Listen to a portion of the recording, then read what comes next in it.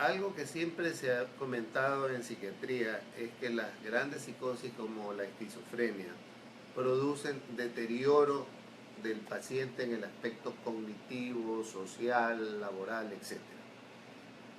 Pero en los últimos tiempos se ha llegado a la conclusión de que los trastornos del humor, especialmente los trastornos depresivos, son capaces también de producir un deterioro cognitivo en los pacientes. Si observamos la evolución clínica de los trastornos depresivos, vamos a observar que antes de presentarse los síntomas del estado de ánimo de tipo distímico como la tristeza, la labilidad emocional, el insomnio, etc., primariamente, precozmente se presentan trastornos cognitivos en el paciente depresivo. Y esto es muy importante de tenerlo en cuenta. El paciente que está entrando en depresión generalmente ya se queja de una disminución en su rendimiento en los estudios, en el trabajo o en sus capacidades intelectuales. Siente que no se puede concentrar bien, siente que la memoria le falla, siente que se olvida de las cosas y posteriormente comienzan a aparecer ya los síntomas depresivos.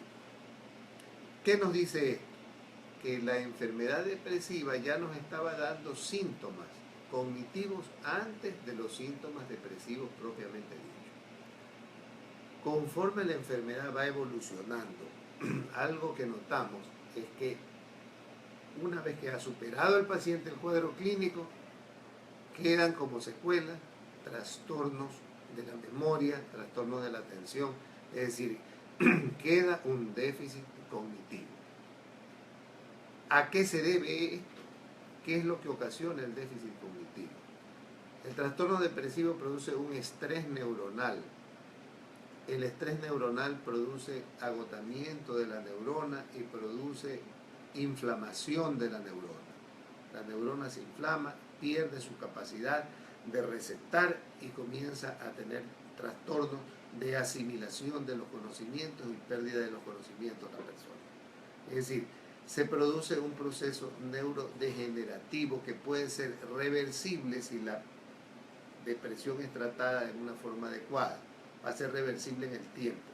Pero cuando las depresiones son maltratadas o las depresiones no son tratadas y los procesos depresivos se cronifican, vamos a observar que el paciente depresivo crónico o el paciente depresivo que ha tenido muchas depresiones a través del tiempo va a presentar un déficit cognitivo, es decir, va a presentar trastornos de la memoria, trastornos de concentración, disminución en el rendimiento del trabajo, disminución en el aspecto académico, disminución de sus capacidades de relaciones interpersonales, es decir, su actividad intelectual se va apagando.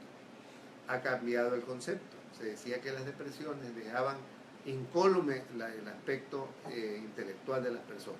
Actualmente sabemos que no es así. Además, un trastorno depresivo puede ser la puerta de entrada de una enfermedad neurodegenerativa como la enfermedad de Alzheimer. Es otra cosa que ya la hemos observado en la práctica clínica. Muchos enfermos de Alzheimer comienzan con un proceso depresivo primario o una recaída de una depresión que se vuelve refractaria, es decir, una depresión que ya no respondió al tratamiento convencional. Y de ahí para adelante se viene un proceso neurodegenerativo como la enfermedad de Alzheimer. Es decir, que entre la depresión y los deterioros de la mente y del cerebro hay una relación muy profunda. Es por esto que es importante el diagnóstico temprano, el tratamiento rápido y el tratamiento efectivo de las depresiones.